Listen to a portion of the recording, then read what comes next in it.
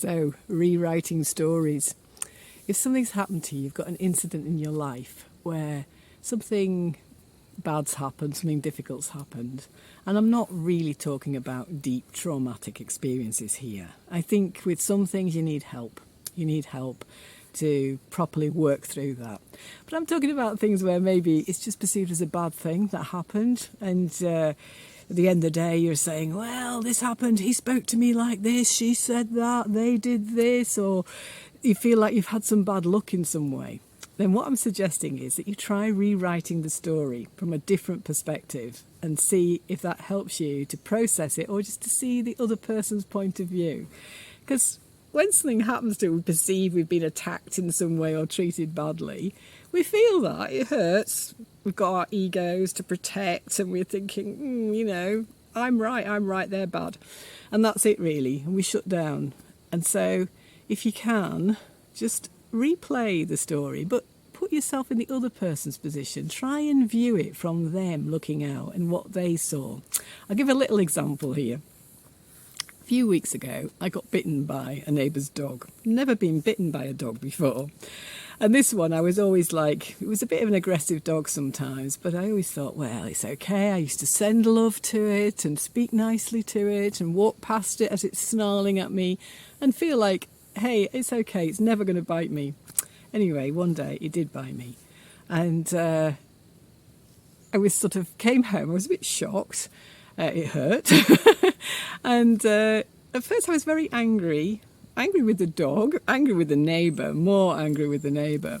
And I dealt with that situation. I let him know what had happened, and he kept his dog in, and various things got resolved.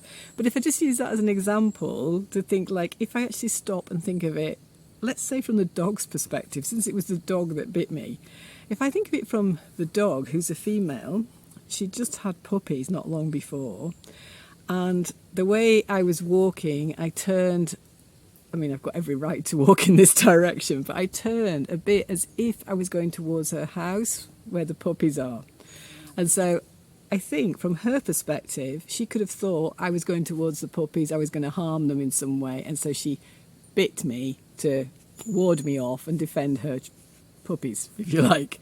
So when I look at it like that, I think actually she wasn't actually trying to attack me. It's not like she's out to get me, she's more out to protect her puppies. And from the neighbour's perspective, maybe I find that a little bit more difficult, because I sort of think, well, this is his dog and he's responsible. But actually, I can also view it from his perspective and think of lots of different reasons why he likes his dog to be out in the road. But that's just to illustrate how we're just looking at things from a different angle. Sometimes it helps you to understand, and it helps you to calm down and think, yeah, it's not that someone's attacking me necessarily. What I often think is they're probably having a bad day. I let a lot of people off with bad behaviour or poor behaviour because I think I have no idea what is going on in their lives. They might have just had someone die, they might have lost their job. We have no idea what's going on for people. And so I do tend to give people quite a broad margin of understanding, because I don't know what it's like to be them and how they're living and what they're having to cope with. So if someone's just a little bit offhand in the shop, or someone's a bit rude to me, or they cut me up in the traffic or whatever, I don't go with it. Just stay calm and say, okay, I hope you have a good day.